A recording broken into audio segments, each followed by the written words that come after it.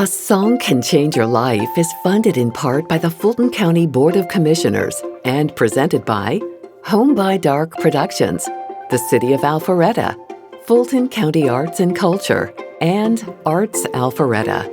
A Song Can Change Your Life is recorded in the Black Box at the Alpharetta Arts Center, located at 238 Canton Street, Alpharetta.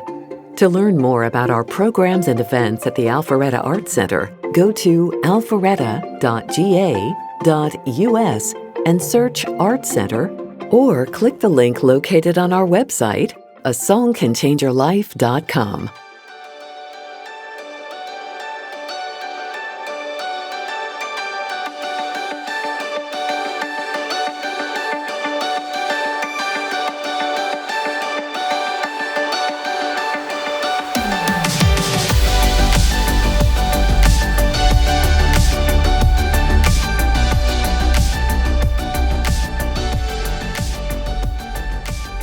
Hello, welcome to A Song Can Change Your Life, a podcast where we talk with one songwriter one-on-one about one of their songs. My name is James, and we're coming to you today inside the Black Box at the Alpharetta Arts Center in awesome Alpharetta, Georgia.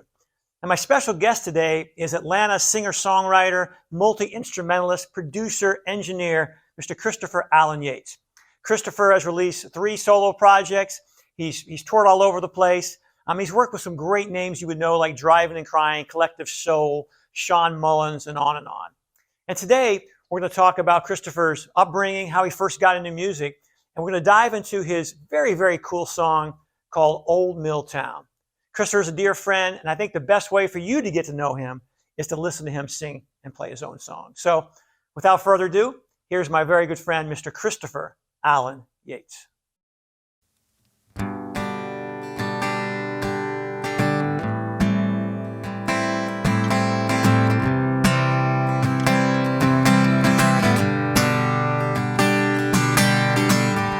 Sunny days growing warmer,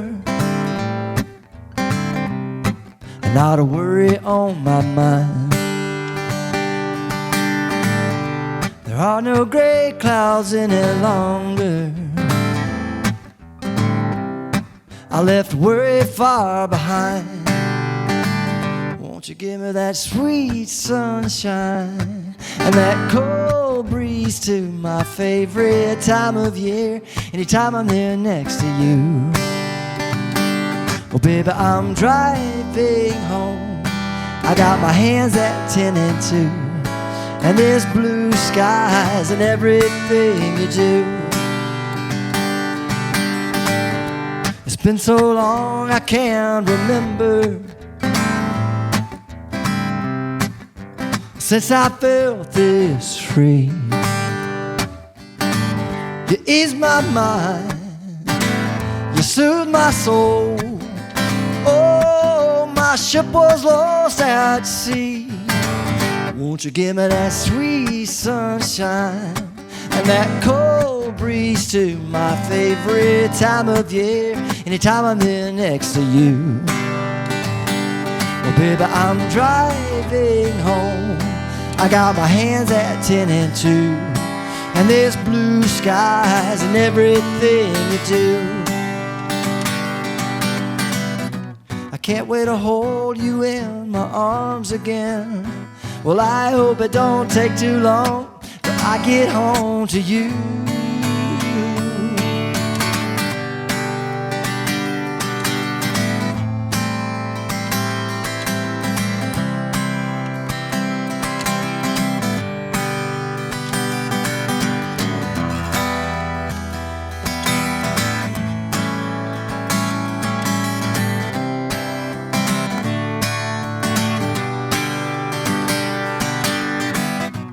Can't wait to hold you in my arms again.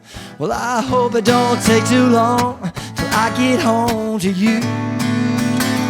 Oh, sweet sunshine and that cold breeze to my favorite time of year, anytime I'm there next to you. Baby, I'm driving home. I got my hands at 10 and 2, and there's blue skies and everything you do. Oh, baby, I'm driving home. I got my hands at 10 and 2, and there's blue skies and everything you do. Baby, there's blue skies and everything you do. Baby, there's blue skies and everything you do.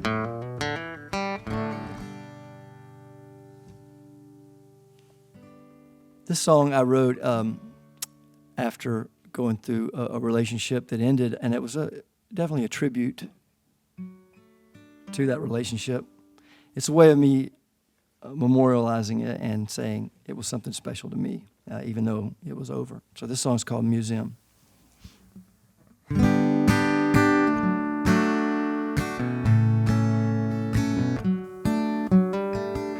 I try to settle down and calm my mind. A blackbird song cuts through the night, and I see your eyes when I close mine. You were my light, you were my light.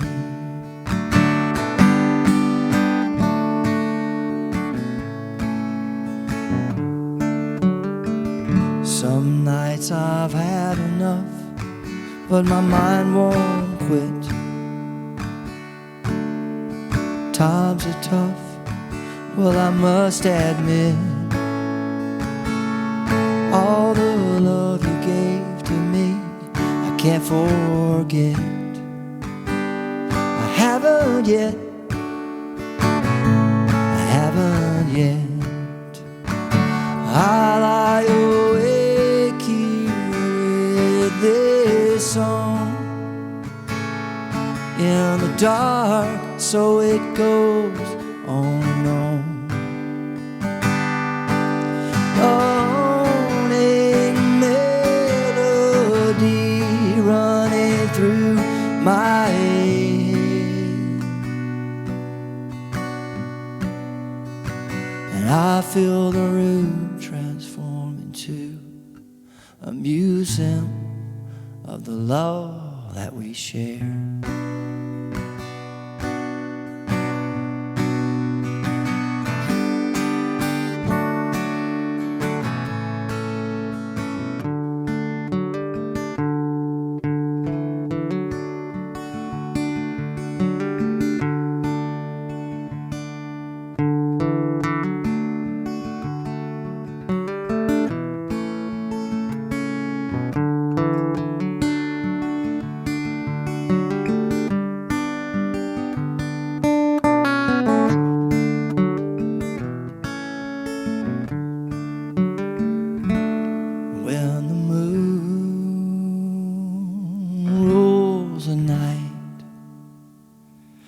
These four walls closing tight, and I see your eyes when I close mine. You were my light, you were my light. I lie awake here with this song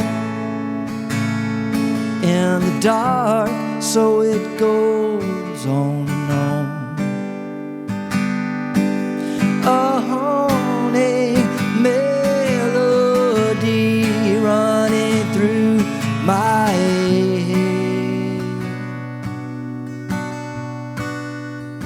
and I feel the room transform into a museum of the love that we share.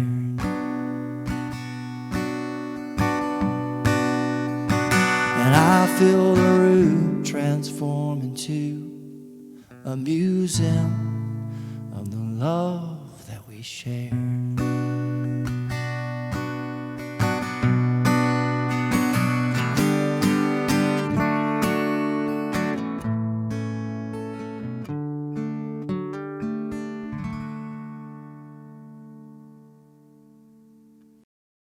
Christopher Alan Yates, welcome to A Song Could Change Your Life, my friend. Thank you, James Casto. Glad you're here. We've known each other quite a while. Yes, indeed. And I believe I met you years ago. Didn't even know you were a musician. I think the first time I really interacted with you, you were an audio engineer. And it wasn't until later that I discovered you had multiple talents. I believe you are responsible, sir, because you're for the unemployment rate for all the musicians in Atlanta, because you're a songwriter, you're a singer, you're a producer, you're an engineer, you play guitar, banjo. I've seen you play drums. You probably play some piano too, don't you? I do play a little piano. And yeah, I know you play trumpet too, because you've done that at some Home by Dark shows before. Yes. Man. Like you were saying earlier, we were talking about this, and it's the get in where you fit in kind of thing, but I've always tried to make my work surround music. So anything that I've done, whether it be audio engineering or even video editing, or you never know, you got to put yourself in those places. Has that ever happened in your career where you saw an opportunity and maybe didn't have the skill yet for like percussion, for example? Someone needed a percussionist or drums. 'Cause I know that's something you sort of have developed later on, but you saw a need and said, yeah, I can do it. That's right. Maybe in advance of actually knowing how to do it. That's what happened with the Sweet Tea Project. It started out with Ed Rowland from Collective Soul and myself, and we were writing songs together and recording a little bit, and we started bringing in other musicians, and what we figured out is we needed to hear some banjo on that music. And we also figured out if we put a little trumpet on that music on the live shows, people seem to really respond to that, just bringing that out. So I shifted gears and saw an opportunity, and I picked up the banjo and started practicing. And then next thing you know, we were out playing shows and recording with it. So yes. Wow. Well, that's amazing in and of itself, but it also requires an aptitude, a musical aptitude that I certainly don't have, but a lot of musicians don't. Where do you think that versatility came from when you were a kid? Did you just experiment a lot with different instruments, or were you locked into something? Short attention span. Okay, I want to go do this now. Yeah. No. I think I was somebody that always liked to try to do things to challenge myself, whether it be musical or more, juggling or playing with nunchucks or riding a unicycle. I do all of those things. Now, you do nunchucks and play trumpet or anything like that at the same time? Not at the same time. Okay. I can't do that. But the point is, I think I was always that kind of kid that just wanted to entertain myself and try things, So it translated whether I was playing music or any other activity. Yeah. So where did going backwards, where did the musical sort of the beginnings of that happen with you? Was it you had music in the house? Your father was a musician, wasn't he? Yep. My father, Red Yates, is passed now, but he was a very accomplished musician. He worked full time and never took music to a career level, but was always working on the weekends. Always, when I say working, was always gigging on the weekends and playing, at the Moose Lodges and the veteran VFW, yes, and those types of things. So fish fries and gatherings at my house, he would always have some of the finest musicians that showed up, and pedal steel guitar players and electric guitar players and bass players and drummers would be there. So I was exposed and early on motivated to want to pick that up. I saw them doing it, having a great time, and I wanted to be a part of that. Now, did he take you aside and teach you? To some degree. The first time I ever performed in front of folks was with him at one of his, he was playing for the Jackson Sheriff birthday party, and I got up and sang Green, Green Grass of Home. So that was my first exposure to getting up in front of people and singing something. And I would say, along the way, he definitely helped me and tutored me some. Now, where was that in Georgia? Where was that? Where did I grow up? Yeah, you said Jackson County? Jackson, Georgia. I was talking about Jackson Lake. He used to spend a lot of time down there, and they all knew him, and he played for all their gatherings, Is that where you grew up? Grew up in Jonesboro, Georgia. Okay. Yeah, no, Jackson Lake was just somewhere we used to, that was a local mud hole we used to hang out at. Gotcha. So you grew up sort of catching the bug a little bit, and did you just gravitate towards learning music like a lot of us did in our rooms, put on records and learning to play along the records, or Were you trying to become a guitar player, or were you trying to become a singer? Where was your first sort of love at? Well, I started playing trumpet in school and did real well at it. I was first chair trumpet player, and I excelled pretty well. That was about the only thing at school I did excel at. And so I had that, and then some boys in the neighborhood, we got together and started my next door neighbor. He and I used to sit and pick together, and then we had a little band called Premier, and that became, high school parties and those types of gatherings. And then eventually, when we graduated this year, we graduated high school, we auditioned at Six Flags over Georgia to become their summer rock and roll band. So we played 7 shows a day. Oh, wow. You did a Six Flags thing. Yeah, wow. 7 shows a day, and it was out in the sun, and we didn't care. We were having a blast, just every day out there playing our tunes. Man, so take us there from, you're there a teenager, I guess, at that point? Yeah, we graduated high school. That was the year we graduated high school, because everyone else went on their summer trips, and we went to Six Flags and started working. And so we did that season there, and we kind of, we got older, and the guys, we kind of drifted apart. Some of us got married and whatever, as you're going through. And so I definitely kind of drifted away from it. I tell a story about, a couple of years later, I was playing with Ed Roland in a band, and Ed Roland went on to become famous for Collective Soul, the front man, songwriter of all that. And we were playing at little bars and stuff, and I had met someone, and I just didn't think it was going anywhere. And so I was like, I'm not really going to do this. I'm going to go work and have this relationship. And next thing I know, they blew up and became superstars. Right. So don't ask me for career advice. That's what I tell people. But, I wouldn't change anything. It was just, that's the way it went down. And so, as we got older, I kind of drifted out of it, drifted away from it. And Collective Soul went on to become Collective Soul. And that is the same reason I drifted back into it. I was at a CVS over in Duluth, down the road from Tree Sound Studios. And Ed Roland walked in, and he had just had his first child, and he was in there all tired looking because he was getting diapers or something. Right. And he was telling me they were just finishing their record right up the street at Tree Sound Studios, and if I'd like to come hang out. And at the time, I was working a sales job, and I thought, yeah, that'd be great. So I went up and hung out while they finished up their record, and I kind of got the bug again. And he was this is one of the nicest things anyone's ever done for me. And he paid me a salary of $500, and he guaranteed me 1 year. And he said, you go get my Pro Tools equipment. That's recording software for anybody that doesn't know. You go get basically a studio from our storage and bring it back to your apartment and learn how to use Pro Tools. And I'll pay you $500 a week.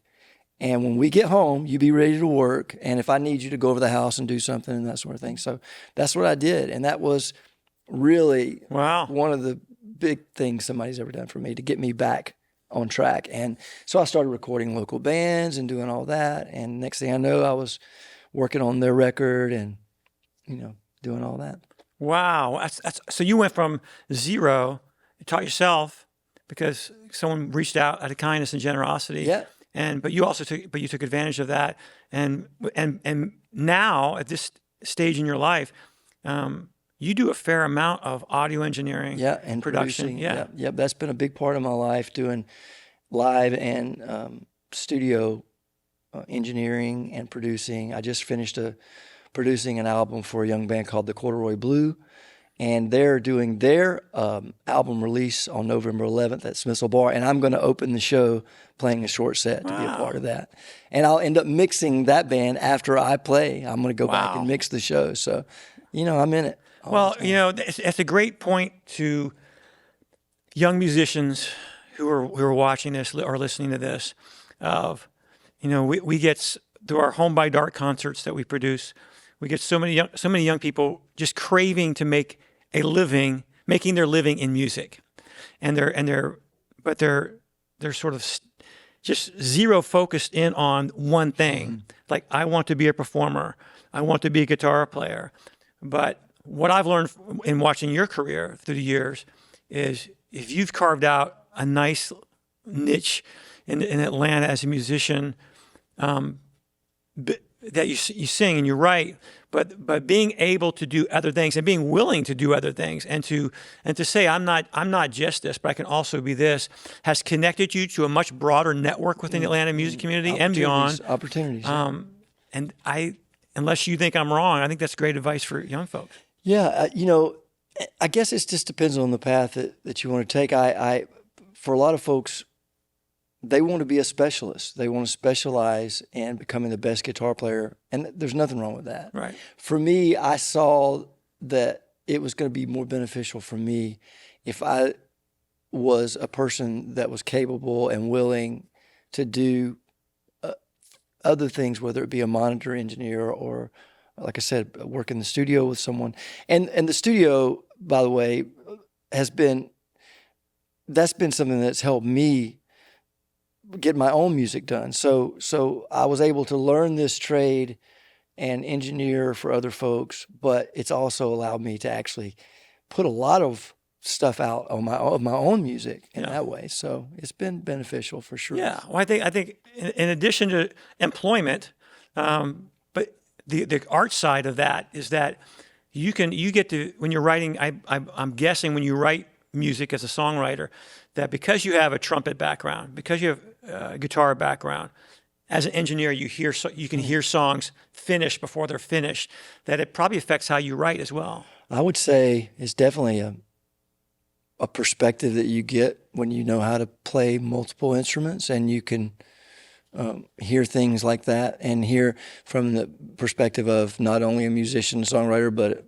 an engineer. So yeah, all those things to me, it was a compliment to one another. And it's, and looking at your career a little bit too, I think it's created this broad network of friends in the industry. I mean, going back over your bio a little today, I mean, you've worked with Driving and Crying, Collective Souls, you mentioned, Sean Mullins, John Waite, the White Stripes, on and on, because of this flexibility you've had through the years, which is... It served me well, I think. Oh, I think it's great. So as a singer-songwriter, have you released 3 projects? Is that right?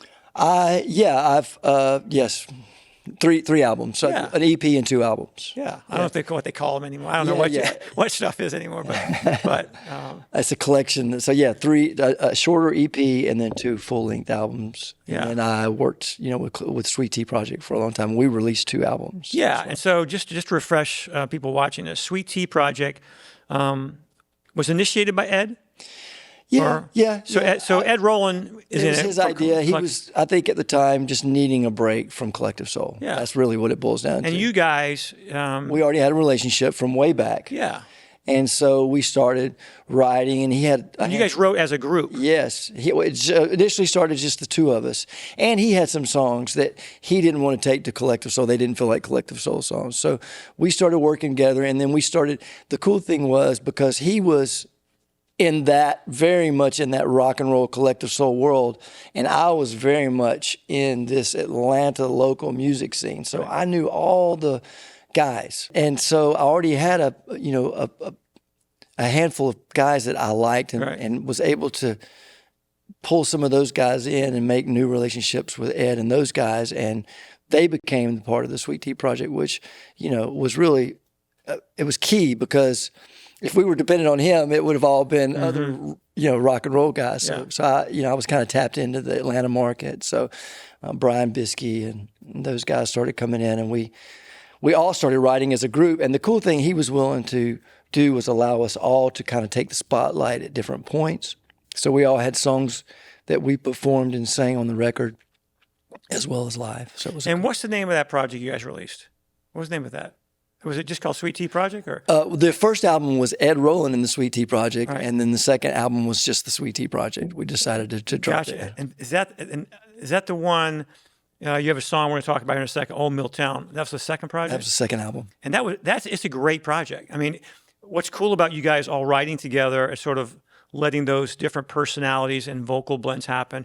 You guys have really cool harmonies, these very cool textures that remind me a little bit of the Eagles and stuff like that. And I love that project. Yeah, we kind of we were trying to figure it out. We were like the Eagles meets Johnny Cash kind of thing. And we were just trying to make songs that were real accessible, fun, and, big vocal harmony and all that kind of thing. Yeah. Well, one of the songs on that project is the one I want to talk about today on A Song Can Change Your Life is Old Milltown. And we've had the joy of getting to perform that in several Home by Dark concerts. You perform with us. And I love that song because, in part, because you've created this really cool sense of place that even if you aren't from, in my opinion, even if you aren't from the South, or the type of setting this song takes place in, you can picture it really easy because you've created a really good word picture lyrically with this thing, and you can smell the factory, and you can feel the dirt on your skin and the smell of kerosene. I would love for you to know, tell our friends listening, how did that song come about? What was the germination of that idea? Well, I sent you today just a short story, basically, that I had written. And basically it was kind of the perspective of me, but as a little boy, the way I filtered all of that. And this little village where my grandmother lived is really a picture of the South, very much. And where was that? Noonan, Georgia, and it's called Arnco Village. And Arnco Village was a village that was built by this factory, and they built the general store and the church and the post office and all the homes. And the people that worked in the factory, and they made blankets and textiles. People that worked in the factory lived in the little homes, and they, took out some of their check every week to pay for them to live there and whatnot. And when I wrote if you read the short story, it kind of has it might feel a little dark. It might feel a little dark when you're reading it, but I was just trying to relate what I felt as a little kid coming, those experiences. And just to this day, I can hear those cars going over that wooden bridge. I can hear those boards rumble on the tires. The whole village would rumble from that. So you would just lay there in bed at night and hear the crickets and that rumbling of people coming and going, and fans in the windows, box fans in the windows, and that sort of thing. But my grandmother, I've told this story when we played the song with Home by Dark, but Alan Yates, and she's just a caregiver. She always took care of people her whole life. And when she was 9, she started taking care of her family as a child. At 9 years old? At 9 years old. Wow. And that's just the kind of life that she lived. And as she got married, she had 4 kids. And my grandfather, who I never got to meet, he passed away. And so now she's a young woman with 4 children and no husband in the Depression period. And her husband had worked, my grandfather had worked in the mill. So she had never done anything like that. She'd only worked in the house, and she went to work in the mill. And she took care of those 4 kids and always had a garden and was canning stuff and sewing and making. And it's incredible to me that the joy that came out of that woman, to me, as a little kid's perspective, it was just hard life. It's like, this is hard. This is not easy. But she never, you wouldn't know it from her. She never complained. So the song is, it kind of I tried to encapsulate that feeling and the energy down there. And it's the South, it's hot in the summertime. There's bugs. A couple of things really strike me about it. One is she's from a different generation where, and I with my father and my grandparents, I've seen this where it's a little different culturally than like how you and I grew up, in that your grandmother, her mission was to take care of her family. And she sacrificed and put up with really difficult conditions day after day after day because her joy was her family.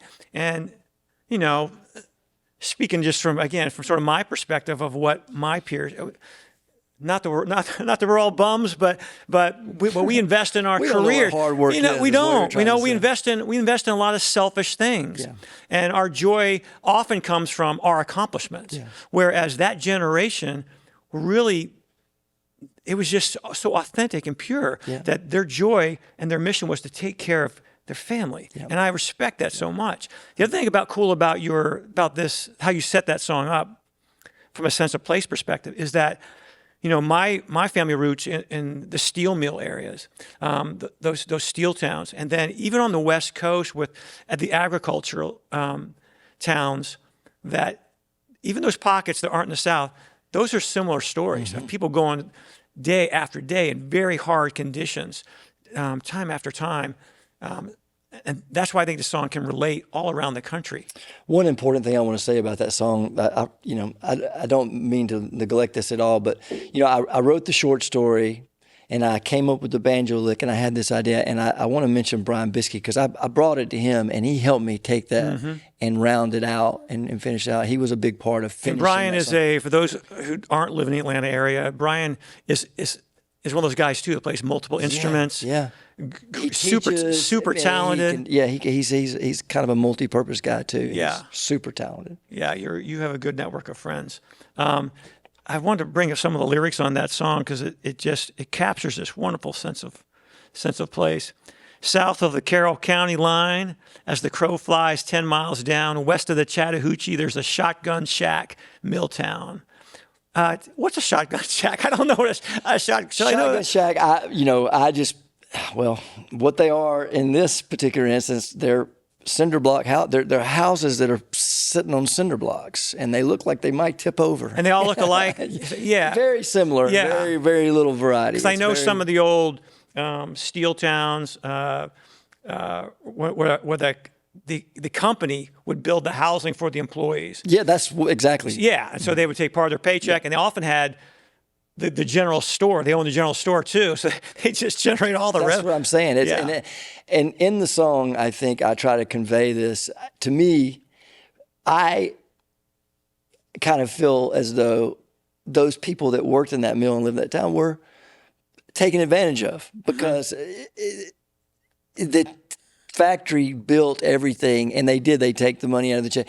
I'm not saying it was terrible. I'm just saying that in my perspective, I feel like, they were definitely the underdogs in the story. It's hard to escape that. It's hard to move away from that. So you got this thing, you got this program, and you work this program. So, again, it seemed like a hard life, and I'm not trying to come down on factories or any of that. It's just more of, to me, these people were underdogs, and they deserve some, not just my grandmother, but all those people that do that sort of thing. I agree, because in large part, ultimately, the beneficiaries of that is you and me. That's right. Because we don't have to do that. That's right. And they invested in their families, and we get to grow up and have choices. Yeah. A lot of those people had no choices. That's right. And you captured, this is, I think, was my favorite verse in the song.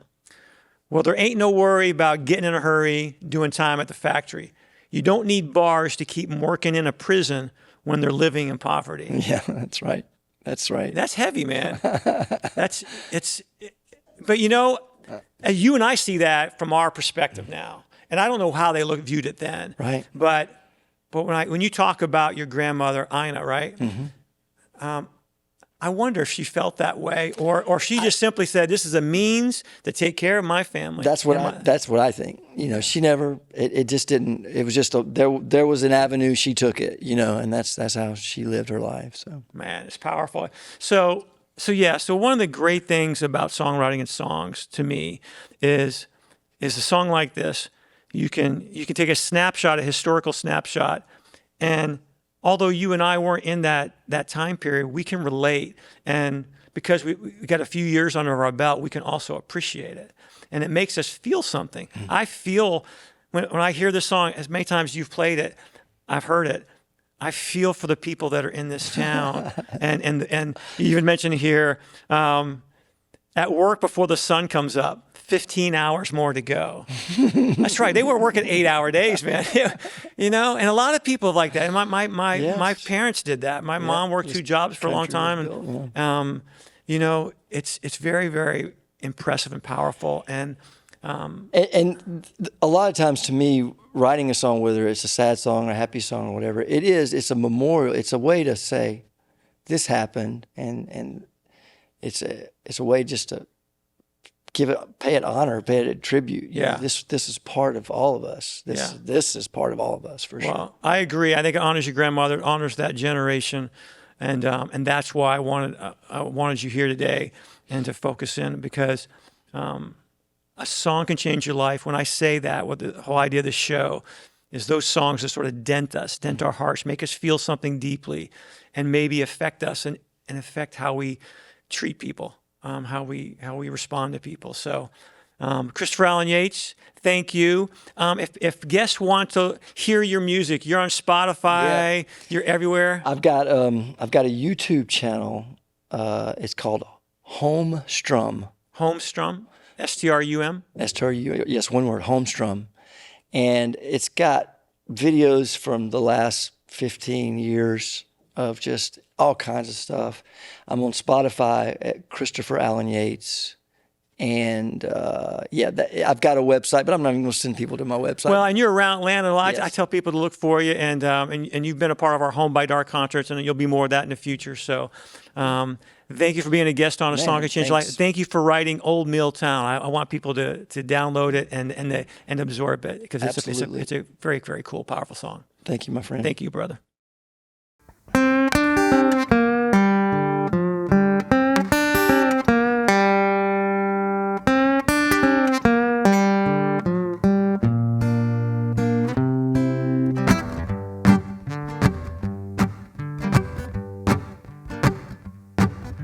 South of the Carroll County line, as a crow flies 10 miles down. West of the Chattahoochee, there's a shotgun shack mill town.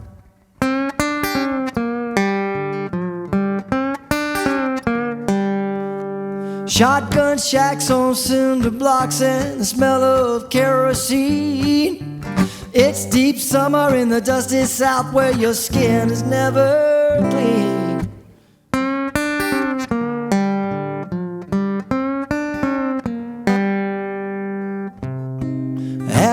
Before the sun comes up,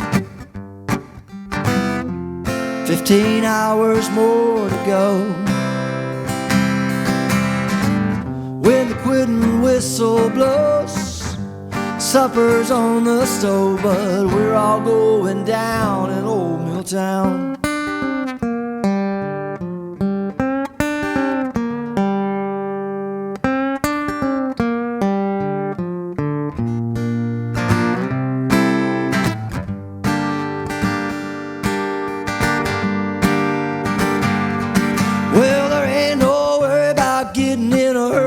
Time at the factory.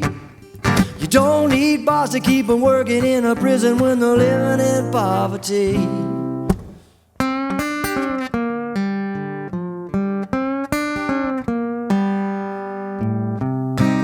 Had to work before the sun comes up,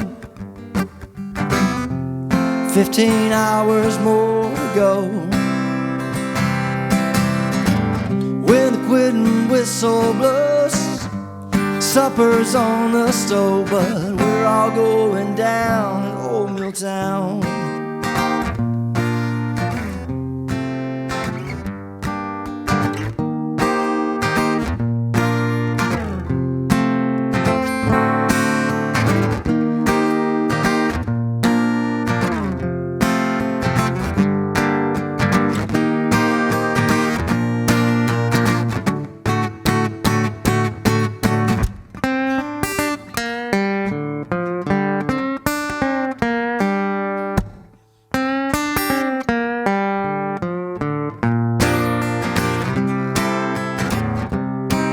At work before the sun comes up, a lifetime left to go.